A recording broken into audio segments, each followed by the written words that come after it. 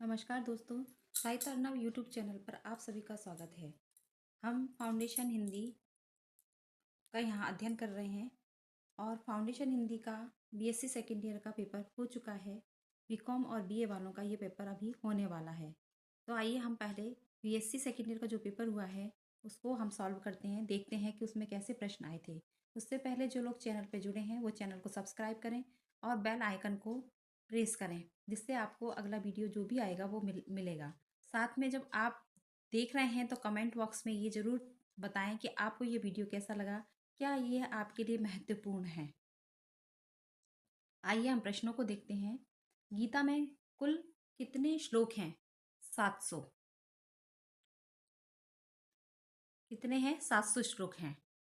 महाभारत के रचयिता कौन है? वेद व्यास। श्री कृष्ण ने अर्जुन को गीता कितनी देर में सुनाई? 45 मिनट में।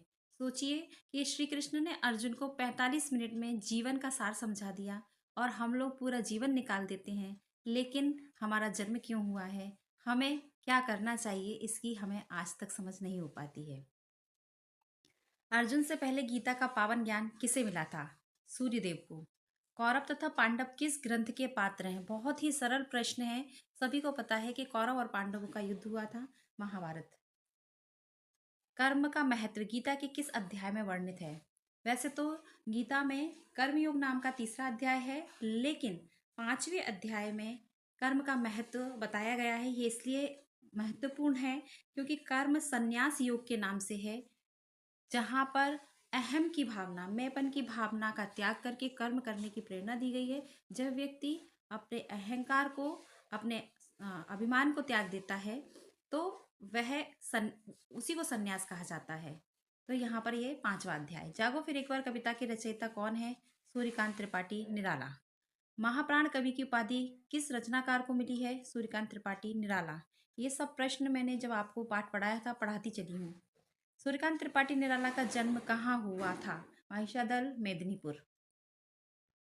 दोपहर का भोजन किस प्रकार की रचना है? ये कहानी है। सिद्धेश्वरी किस कहानी की मुख्य नारी पात्र है? हमारे सिलेबस में जब एक ही कहानी थी तो स्वाभाविक है जो कहानी थी उसी की सिद्धेश्वरी पात्र होगी। तो ये दोपहर का भोजन कहानी की पात्र है। अमरकांत की प्रसिद्ध कहानी दोपहर का भोजन। अमरकांत का जन्म कब हुआ? 1925 में। प्रमोद किस कहानी का पात्र है? प्रमोद दोपहर का भोजन कहानी का पात्र है। ये सिद्धेश्वरी का तीसरा पुत्र है, सबसे छोटा पुत्र है। गिल्लू किस विधा की रचना है? गिल्लू रेखा चित्र है। आधुनिक युग की मीरा किसे कहा जाता है? आधुनिक युग की मीरा महादेवी वर्मा को कहा जाता है। गिल्लू का नाम है। गिल्लू क्या थी? जब हमने पढ़ा था तब पढ़ा था कि गिल्लू एक गिलहरी का बच्चा है, यानी कि वह गिलहरी है। महादेवी वर्मा का प्रसिद्ध रेखा चित्र है गिल्लू। रहस्यवादी कवि कहा जाता है छायावादी कवियों को। नाखून क्यों बढ़ते हैं के लेखक कौन है? नाखून क्यों बढ़ते हैं के लेखक हजारी प्रसाद द्विवेदी हैं। लेखक निराश क्यों होता है? लेखक नाखून कटना, नाखून बढ़ना, ये दोनों चीजों को उन्होंने स्पष्ट किया है कि नाखून बढ़ना पशुता की निशानी है, नाखून काटना मनुष्यता का गुण है। लेकिन मनुष्यता का गुण आने पर मनुष्य नाखून तो काटने लगा, लेकिन वह पशुता से दूर नहीं हो पा रहा है, इसलिए लेखक को निराश होना पड़ रहा है। यानी मनुष्य द्वारा पशुता को जीत ना पाने के कारण लेखक निराश है। मनुष्य पशु से किस बात में भिन्न है? संयम में, क्योंकि पशु संयम नहीं रख पाता है और मनुष्य में ये विशेषता है कि वह संयम रखता है। मनुष्य को नाखून की कब जरूरत थी? वह जब जंगली जीवन जी रहा था, जब अस्त्र शस्त्र का सहारा लेता था अपनी सुरक्षा के लिए, अपने भोजन के लिए, तब उसे नाखून की आवश्यकता थी। हजारी प्रसाद द्विवेदी का निबंध नहीं है। नाखून क्यों बढ़ते हैं? शीरीष के फूल, अशोक के फूल, ये तीनों ही निबंध जो हैं वो हजारी प्रसाद द्विवेदी के हैं। केवल उत्साह निबंध जो है वो हजारी प्रसाद द्विवेदी का नहीं है, ये आचार्य रामचंद्र शुक्ल का निबंध है। गणगौर उत्सव मध्य प्रदेश के किस क्षेत्र में मनाया जाता है? गणगौर निमाड़ अंचल का प्रसिद्ध उत्सव है। काठी नृत्य ये भी निमाड़ क्षेत्र का है। खारत कला किससे संबंधित है? ये काष्ठ कला से संबंधित है। इसमें सागौन और अदर लकड़ियों को लेकर उन पर कलर किया जाता है, तो यह खरात कला जो है काष्ठ कला से संबंधित है। मध्य प्रदेश का प्रमुख लोक नृत्य सबको पता है, जो है वह लोक नृत्य मध्य प्रदेश का प्रमुख है। थापा मुख्य रूप से है, ये लोक चित्रकला है। थापा यानी थापे लगाए जाते हाथ के छापे जो लगाए जाते हैं। मूर्ति लोक चित्र बनाए जाते हैं, ये विवाह के अवसर पर बनाए जाते हैं। कालबेलिया नृत्य किया जाता है, ये सपेरा समुदाय द्वारा किया जाता है, मुख्य रूप से राजस्थान में प्रसिद्ध है ये। राई नृत्य मुख्य रूप से मध्य प्रदेश के किस जिले में किया जाता है? वैसे ये राई नृत्य बुंदेलखंड का प्रमुख लोक नृत्य है, लेकिन ये इस अशोकनगर जिले से ज़्यादा संबंधित है, क्योंकि अशोकनगर जिले में करीला माता का मंदिर है, जहाँ पर कहा जाता है कि लोगों की जब मान्यता पूरी होती है तो वहाँ पर वो बेड़नियाँ नचाते हैं। तो यह रंग पंचमी के अवसर पर वहाँ मेला लगता है, वहाँ पर कई बेड़नियाँ नाचती हैं, इसलिए यह अशोकनगर से संबंधित है। नौरता खेल किस मास में खेला जाता है? ये अश्विन मास में खेला जाता है। श्री राम परिहार किस विधा के लेखक हैं? ये ललित निबंधकार हैं। दांत खट्टे होना बताओ क्या है? पहेली है, कहावत है, मुहावरा है? स्वाभाविक है, ये मुहावरा है। भीलत देव गाथा किस क्षेत्र की गाथा है? ये निमाड़ अंचल की गाथा है। राजा नल मध्य प्रदेश के किस क्षेत्र की लोक गाथा है? राजा नल बुंदेलखंड की लोक गाथा है। बुंदेली लोकनाट्य है। बुंदेल में स्वांग अधिक प्रसिद्ध है, इसलिए पाती स्वांग जो है वह बुंदेली लोकनाट्य है। घर का भेदी लंका डाहे बहुत प्रसिद्ध मुहावरा है। इसका अर्थ है घर की बात बाहर वालों को बताना। मुहावरे कितने प्रकार के होते हैं?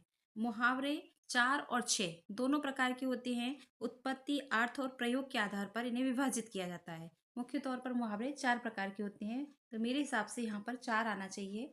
क्यों? क्योंकि उत्पत्ति के आधार पर, अर्थ के आधार पर और प्रयोग के आधार पर इनका अलग अलग विभाजन होता है। किस समास में दोनों पद प्रधान होते हैं? द्वंद्व समास में दोनों पद प्रधान होते हैं, जैसे माता पिता, माता और पिता। किस समास का प्रथम पद संख्या बोधक होता है? ये द्विगु समास है। द्विगु समास का प्रथम पद जो है वो संख्यावाचक होता है, जैसे कि त्रिनेत्र। पीताम्बर किस समास का उदाहरण है? ये बहुब्रीहि समास का उदाहरण है। सामान्यतः ये कर्मधारय समास और बहुब्रीहि समास दोनों में आता है, लेकिन जहाँ पर दोनों ही दिए जाते हैं वहाँ पर बहुब्रीहि समास ही लगाया जाता है।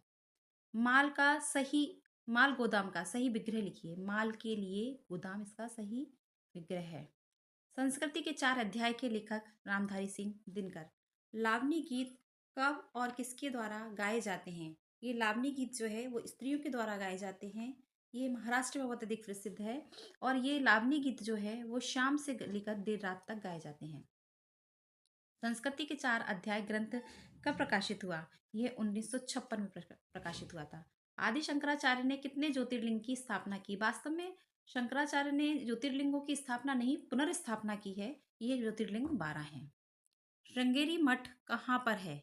ये दक्षिण भारत में श्रृंगेरी मठ है। ये कर्नाटक के चिकमंगलूर जिले में तुंगा नदी के किनारे स्थित है श्रृंगेरी मठ। शंकराचार्य ने नर्मदा की प्रार्थना के स्रोत किस नाम से प्रसिद्ध हैं? इन्होंने वास्तव में नर्मदा अष्टकम नाम से इनका स्रोत प्रसिद्ध है, लेकिन यहाँ पर हम कनक धारा जो है, क्योंकि कनक धारा नाम से भी उन्होंने एक स्रोत लिखा है। बाकी रुद्र धारा, अलग धारा और कपिल धारा, ये तीनों चीजें जो हैं वो प्रपात हैं। क्या है ये? प्रपात, जलप्रपात है नर्मदा के। ये आपके 50 प्रश्न हैं। जो लोग पेपर दे चुके हैं वो अपने पेपर का मिलान कर लें कि कितने प्रश्न उनके सही हैं और कितने गलत हैं। और जो बीएससी सेकेंड ईयर वाले जिन्होंने दे दिया है वो मिलान करें। और आगे बीए और बीकॉम वाले बच्चों का भी पेपर होने वाला है, वह इस पेपर को देखते हुए अपनी तैयारी को और मजबूत करें। जिन्होंने इस चैनल को सब्सक्राइब नहीं किया है वो सब्सक्राइब करें। साथ में कमेंट बॉक्स में कमेंट करके ये ज़रूर बताएं कि आपको ये वीडियो कैसा लगा। अगली क्लास में हम फिर मिलेंगे। धन्यवाद।